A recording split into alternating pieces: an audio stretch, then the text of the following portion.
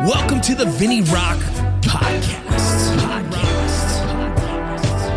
I took the blows and did it my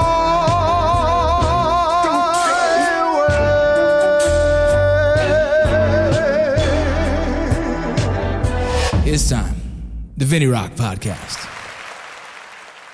Say what's up, y'all. You're on the Vinny Rock Podcast. I'm here with my boy Carmelo. Carmelo has, I think there's not another dude busier than me besides this dude. So we'll talk about that on the podcast. Let me get to my sponsors real quick. You already know Core Medical Group. I start with them because I believe in them. I start with them because they have changed my life. Core Medical Group is a TRT company that does testosterone replacement therapy delivered directly to your home. It's essentially a, what do they call it? Telemedicine, because of the time of COVID. They can get your blood work run.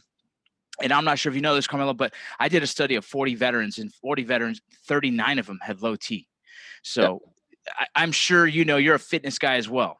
Yeah. And so I've been trying to get guys to go get your blood work done. That's all. If you can do that first, you'll know. If you have low T, go get it fixed. Core Medical Group would be the guy. Hit me up if you need their information. Live bearded, bro. We need to work on your beard, man. I got in an incident at work and I had to trim it down so the wound could heal. Yeah. Damn, Yeah. bro. We'll get to that for sure on the podcast. But Live Bearded, go use the promo code Rocco for 10% off. It is an awesome company. Go check them out. GMR Gold is precious metal. Gold and silver, especially right now, it's a weird time with with Wall Street and all that craziness going on. Precious metal stays pretty solid. You guys go check them out. They got a bullion box. It's a subscription box you pay for, monthly subscription of $200, $300, $400, and you get that price in silver and metal. My kids love it. It's something we do in the family now, and we just enjoy it. Barry Law is a law firm that is owned and operated by veterans, veterans that know what you deserve, your VA benefits that you deserve. They will help you get them. Carmelo, if you need help with that, let me know. My boys will fucking square you away. Don't forget, Modern Gun School is a distance learning armor school. So distance learning meaning you can sign up for this, use your Voc Rehab, use your GI Bill. Someone who's as educated as you, I'm sure you use your GI Bill or Voc Rehab to help you pay those ways. Oh, I ran through the whole thing. There you go. No more money, man. No more money.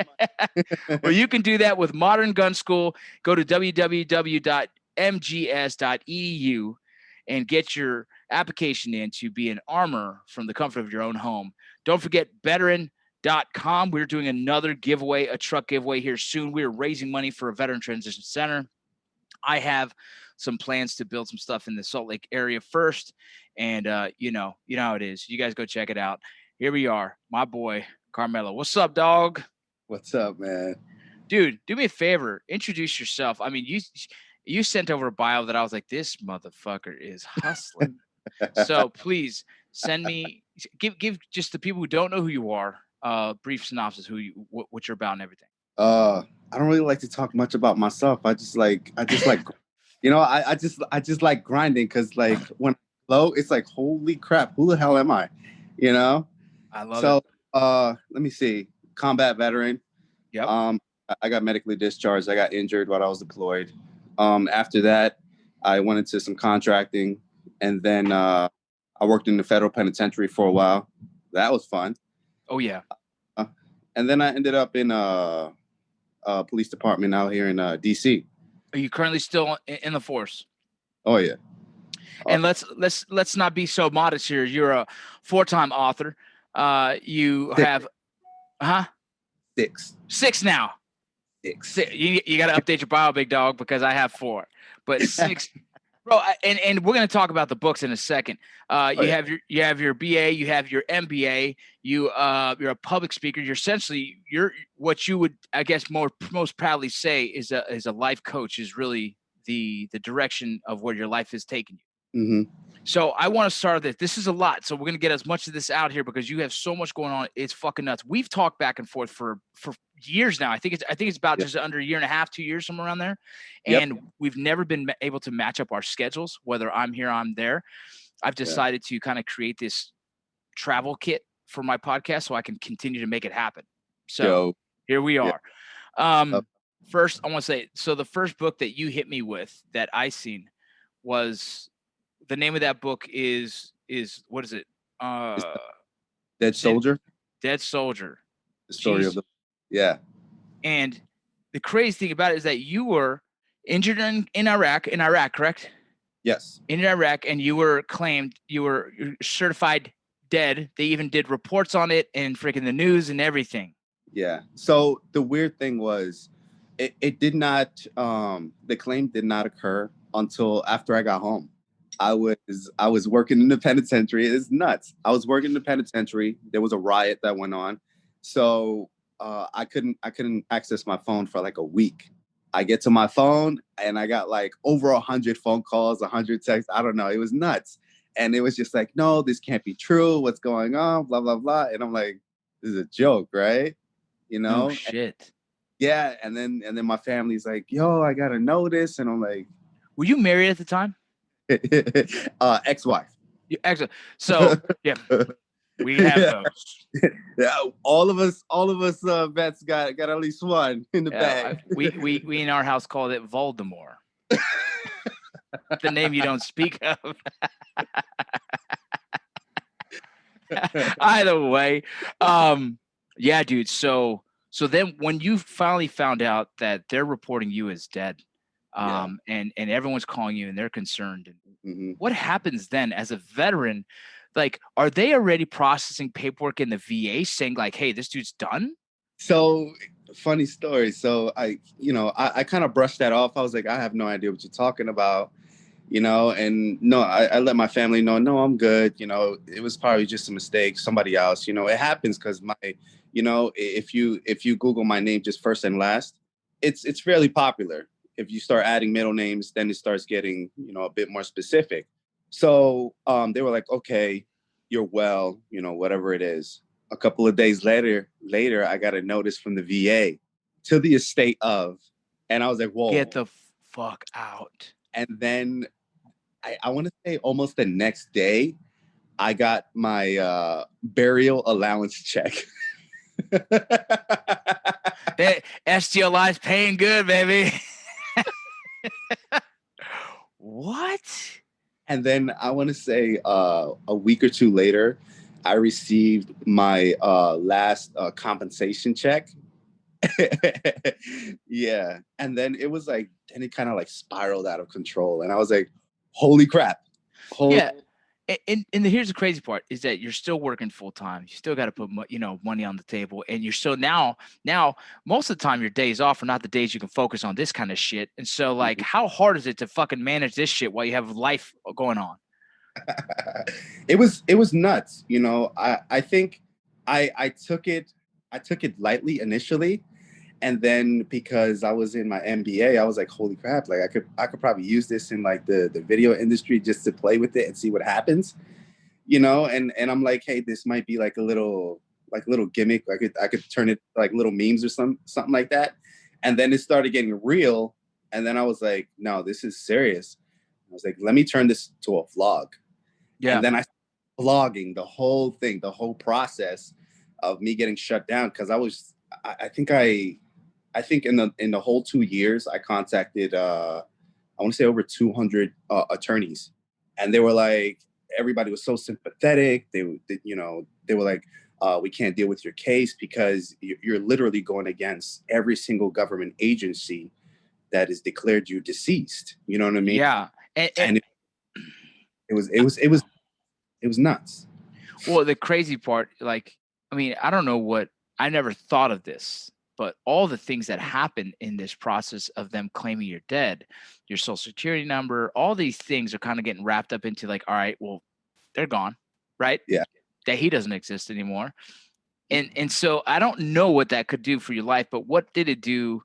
I mean, did it have a negative on your life at that time before you can get everything cleared? It was absolutely, I mean, you don't think about these things because, you've worked so hard to get to where you're at. So I was doing good in my career. I was doing good in school, so on and so forth. And then everything just got stripped away. I mean, to the point that I was like, I'm gonna go to the bodega down the block and I'm gonna go get me something to eat.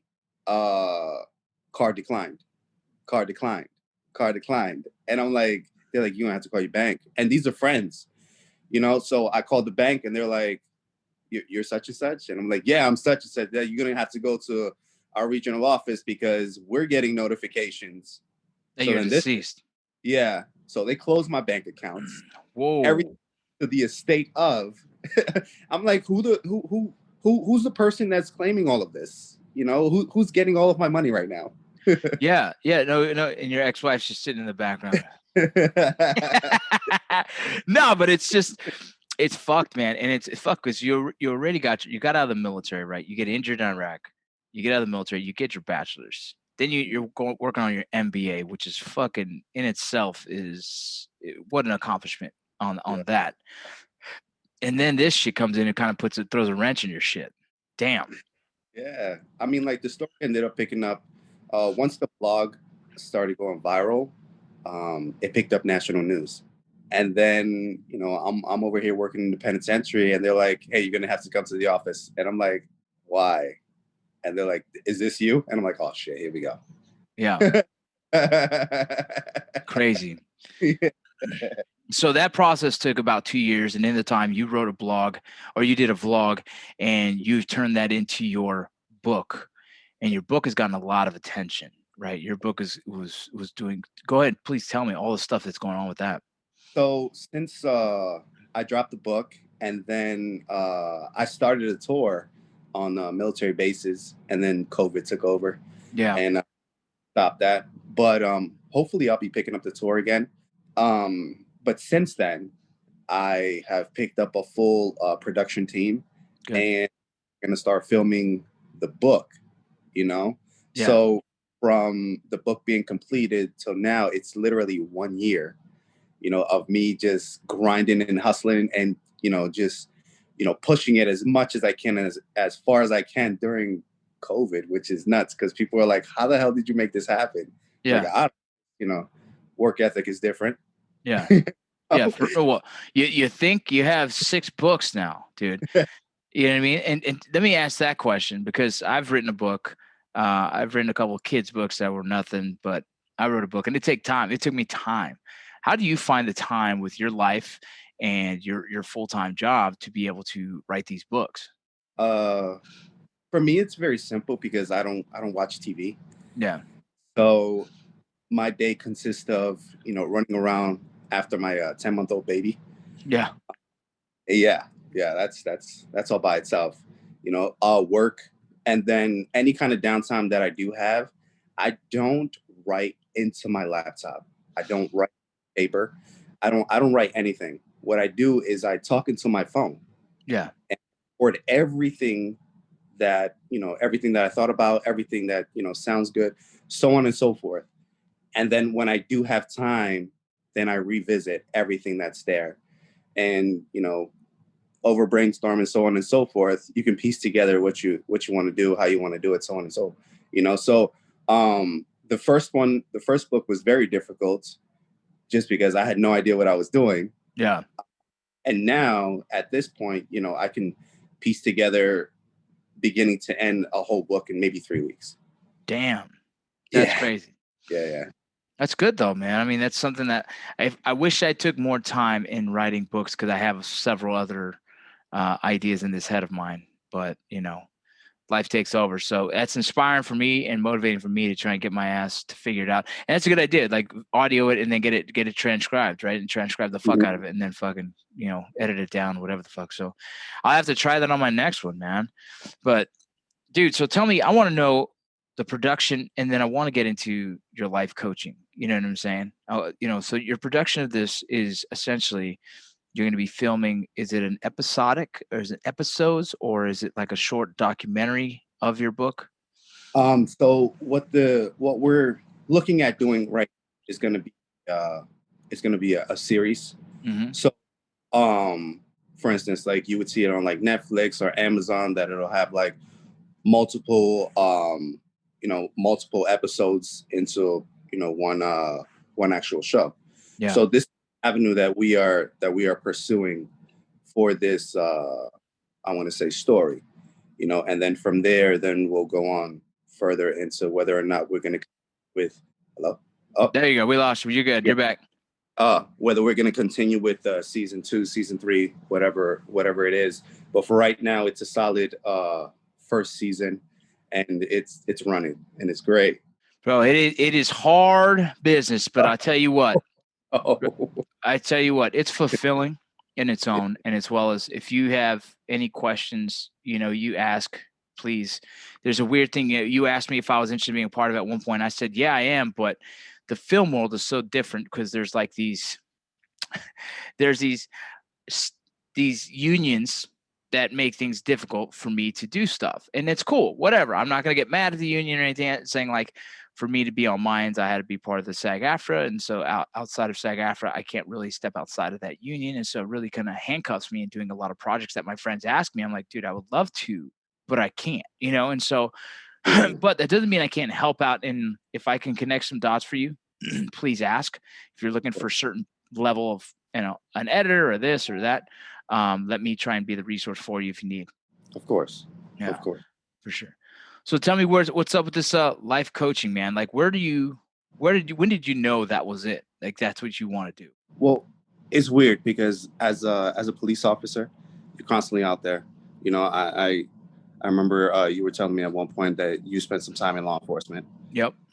So, being out there, so on and so forth, you tend to pick up what the problems are, what are the leading problems, and then with the COVID thing, what I picked up was there are so many veterans that are out there that had resources stripped from them.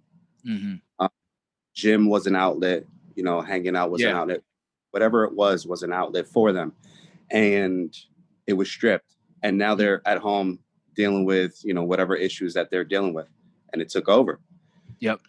Over time, dealing with these individuals, I felt like it was a good idea to actually, jump onto becoming a life coach and a confidence coach and so on and so forth, just so I can have these discussions with these individuals on another level rather than, just sticking with the negative and the struggle or whatever. We're going to talk about how to get through it.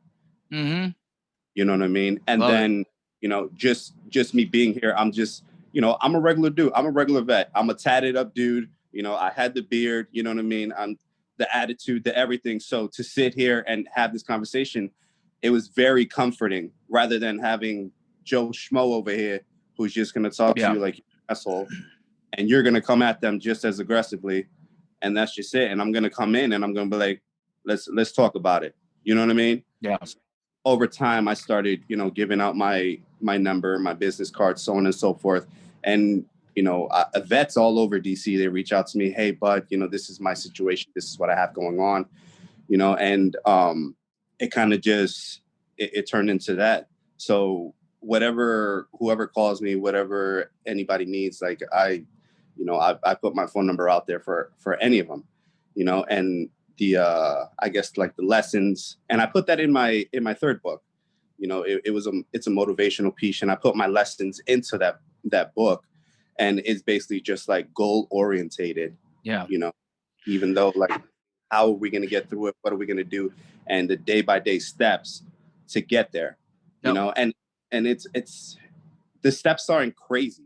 It's nothing that you have to make drastic changes. It's literally just like you're going to do just this one thing today. And then tomorrow you're going to do one more thing, and by the end of the week, you're like, holy shit, I went from here to here just by doing this one thing. Yeah. Yeah. You know what I mean? And my boy, Mike, he's saying you are definitely not the typical vet, most, you know what I'm saying? There's something different in you that's driving you to want to tell your story and to serve others, which is valuable, which is super valuable that we need guys like you. We need veterans like you who are in the space or are willing to, I guess, sometimes be that shoulder to cry on or someone to just message them when in a time of need. Right. And so yep. And that's the thing is like the company I push, Veteran. That's exactly what you're a veteran, right? You're moving to be better. You're pushing people to be better. And that to me is there's a lot of value in that, man. Yeah. I commend you for that. Yeah, dude, I did 2 years in the prison system with a private prison. And then I did almost 7 years as a Border Patrol agent. So And that was down the South Texas border. All my boys in Eagle Pass and Del Rio. What's up? Always give them a shout out. And obviously now I got into acting, and you know how that goes. It's a hustle, it's a grind, and continuing trying to tell stories of veterans around the world. I got a documentary that I'm finishing up on a Marine Medal of Honor recipient who was killed by jumping on a grenade. So yeah, and so the position I'm in, it's kind of like the position you're in is if we can tell the stories, if we can inspire, motivate our brothers and sisters to do more. Yeah. For me, it's kind of what I always tell people, like, I'm still earning good karma for the pearly gates. You know what I'm saying? Trying to get through it. Try to get through it, man. Try to get through it. Well, tell me, what else is on the list for you, man? What I mean, from getting college done, from getting 6 books done, from doing life coaching, from now production, what else is there for you? Well, that's the secret. But I would definitely keep you posted on that. Yeah, so I'm just gonna enjoy this production. I know it's gonna take a lot out of me. So my family knows the sacrifice, but they're up for the roller coaster. It's fun, it's new, it's it's the livelihood. I mean, like, I've been working so hard to get to this point right now. So to get to where I need to be, close. Yeah. But not close enough. Yeah. By the end of this year, I can at least I get put down another $4. I don't know. We'll see. Jesus. Yeah. And I like to stay busy. Like I said, I don't really watch TV. I don't, Yeah. And then if it's like, oh my God, it's vacation, and I'm like binge watching and drinking tequila, and all fun. Yeah. No, I get it. That's cool. Yeah. So you're currently a cop in DC. How's that been during? It's been tough, right? Yes. Yeah. You mentioned something about you had to shave your beard for an incident. Is that something you're allowed to talk about? I'll leave it brief. Okay. There was an incident that occurred, and individual tried to stab me in the face. Jesus. Yeah. So with that being said, training goes, it fits right in. You do what you got to do, and I just had a little scar. Yeah. That was mainly it. Yeah. Well, that's good, man. I'm glad you're safe. I know right now, it's tough because I am a pro law enforcement guy, but when I say pro law enforcement, you and I know there's good cops, well-trained cops, and cops that are kind of complacent and stopped training, Yeah. Yeah. And there's also, I guess organizations that stopped, that don't have the budget for the training that they deserve to, or they need to. Yeah. Being a military mindset individual, we know how important training is, and training as we fight is. And sometimes, some of these smaller departments don't get that opportunity. And so I think it's starting to reflect greatly on the police force, and it giving the police force a bad name, which I fucking hate. You know what I'm saying? Yeah. So I know right now is a hard time. How you holding up out there? It's good. I mean, like, when you have I guess your own little crew, your own little bunch of guys that has the same head on their shoulders. Yeah. It works well. Everybody's into having each other's back. They all stay fit, whether or not you got to put some money into it or whatever. I mean, we're all here. It's one team, one fight, and that's kind of how we look at it. Crazy. That's dope. Yeah. Well, I love it, man. I love it. I know you have several other little businesses. You want to plug those before we sound off here, man? Name them, bro. Are you sure? Anything? Nah, I'm good. I mean, like, no, it's okay. What I'll do is when I upload this, I'll make sure to add whatever links I can find that's selling your stuff. We'll put them in there. And so on the little info part, they can just hit the little website. It'll go directly to, your books and whatnot. Okay. I can tell you one thing. Yeah. So I'm part of an organization right now. It's called Catch a Lift. It's a nonprofit organization, and it's for vets. The majority of them have definitely lost limbs due to combat. Yeah. So I'm part of that organization, and like I said, it's nonprofit. It's great. It's all about fitness, so on and so forth, motivational speaking. So I hope people can check it out, look into it, you know, see what it's about, donate, be a part of it, you know, and that'll be cool. That'll be cool to all over the place. Yeah, for sure. And send me a link to that. Send it to Mike, and Mike will grab that, and so we'll make sure we put that in there. Sounds good. Well, bro, I appreciate your time. Seriously, I mean, I've already been impressed watching your social media and then getting to read your bio. I was like, this motherfucker works harder than me.